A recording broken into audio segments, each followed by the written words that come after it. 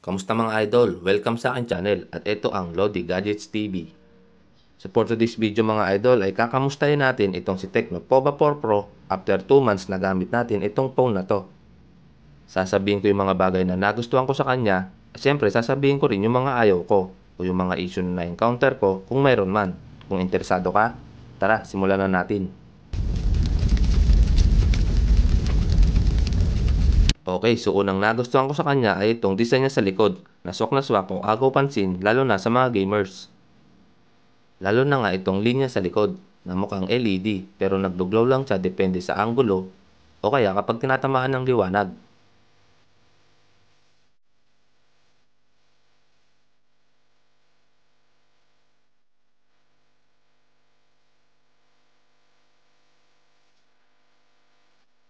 Pangalawang nagustuhan ko sa kanya ay itong kanyang LCD display. Knowing na naka-AMOLED display siya ay expected na maganda talaga ang kanyang color reproduction. Mas vibrant yung color at mas sharp yung image quality. Kaya kung mahilig ka manood ng mga videos online tulad sa YouTube o movies sa Netflix na by the way ay wideband level 1 itong si Povo Pro. Kaya talagang bibigyan tayo nito ng magandang viewing experience.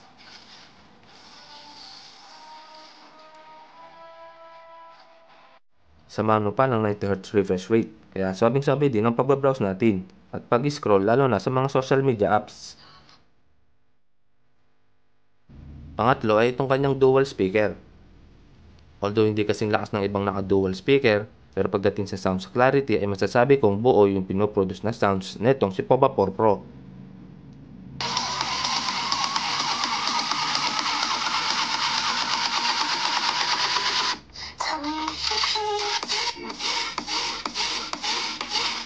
Pang-apat ay itong kanyang 50 megapixel main sensor. Although hindi siya ang pinakamagandang main sensor under 10,000, pero isa pa rin naman siya sa merong maganda o decent na picture quality.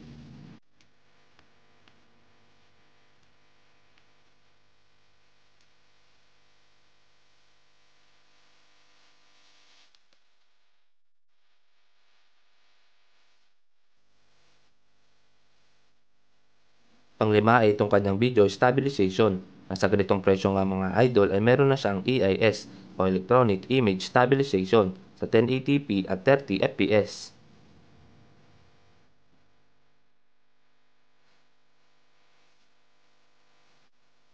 Pang-anim ay ang kanyang battery at charging speed dahil bukod sa mataas na 6,000 mAh na battery ay sinamahan din siya ng 45 watts fast charger. Kaya dito kay Povo 4 Pro from 0 to 100% ay abutin lang tayo ng 1 hour and 8 minutes. At panghuling nagustuhan ko sa kanya ay ang kanyang 6nm na chipset na MediaTek Helio G99. Although in terms of gaming performance ay hindi ako masyadong na-impress dahil halos same performance nga lang sila ni Helio G96. At ang talagang nagpa-impress sa akin sa chipset na to ay ang kanyang pagiging battery efficient na talagang napakakunat mga idol. Pati yung kanyang thermals na hindi nga masyadong nagiinit pagdating sa gaming. Meron na nga rin pala ang gaming review na itong si Pova 4 Pro. Ilalagay ko na lang yung link sa comment section at panoorin mo na lang after nitong video. Punta naman tayo sa mga hindi ko nagustuhan sa kanya. Una na sa listahan ay ang napakarami niyang bloatware na halos sigit 20 ata mga idol na karamihan na halos hindi naman natin magagamit.